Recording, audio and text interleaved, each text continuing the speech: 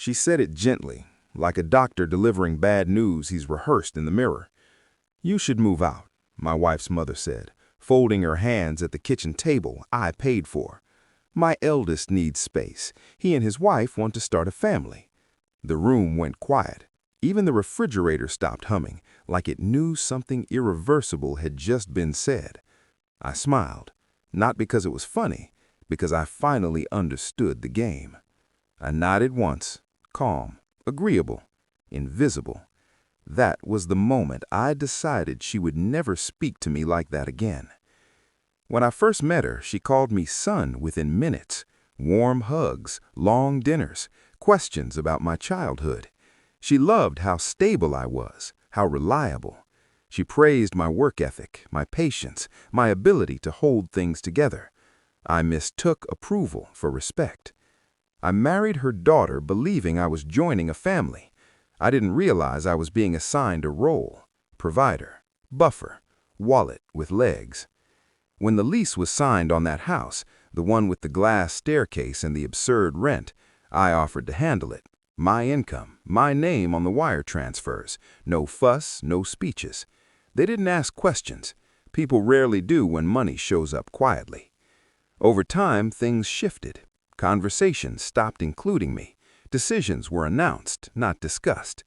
I noticed how her eldest son lingered in rooms, measuring space with his eyes. How his wife spoke about nurseries and temporary arrangements. Temporary. I was the temporary arrangement. The signs were subtle.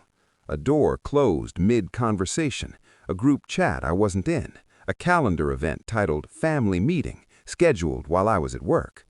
Then came the comment. "You're lucky to be here," she said one evening, smiling sweetly. "Not everyone gets this kind of support." Support?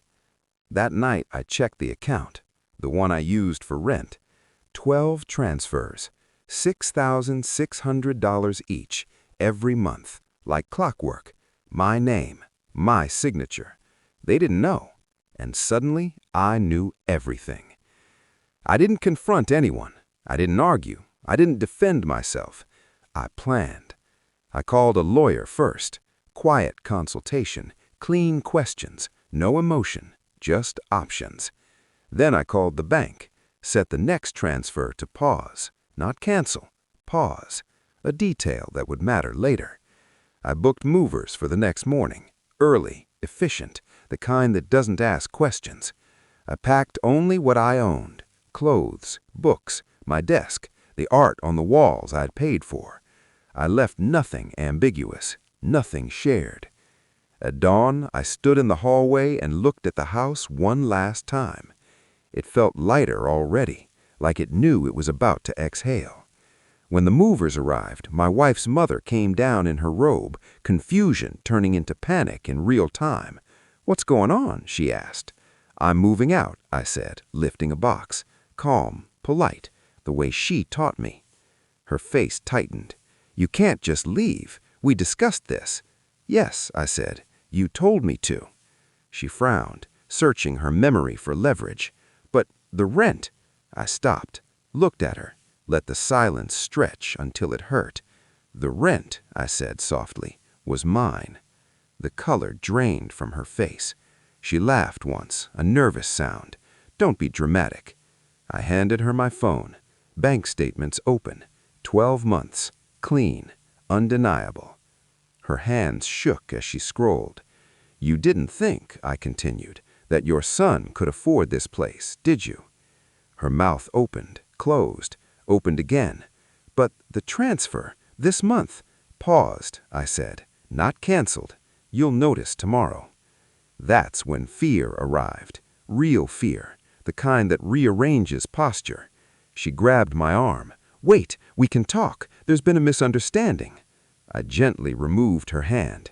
"You misunderstood my silence for consent," I said. "That's on you." The confrontation didn't end there. It never does.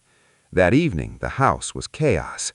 Calls, arguments, my wife crying, accusing me of blindsiding her, her brother shouting about entitlement, her mother pleading. I listened, calm, detached. I'd already grieved this version of my life.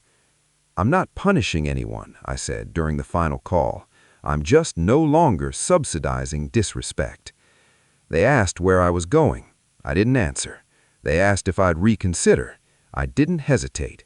No. The lease default notice arrived 3 days later. I forwarded it. No commentary. The eldest son moved back into a one-bedroom. The nursery plans evaporated. The family dinner stopped. And my wife, who had watched me be erased slowly, silently, finally saw me clearly. Not as a provider, not as a placeholder, as a man who knew his worth. We separated without theatrics, clean, civil. I kept my dignity. She kept her excuses. Now, when I think about that kitchen table, I don't feel anger. I feel precision. I didn't raise my voice. I didn't threaten. I didn't beg to be seen. I simply stepped away and let the truth rush in behind me. Power doesn't announce itself. It withdraws. And when it does, the ones who mistook you for something disposable finally understand what you were holding together all along.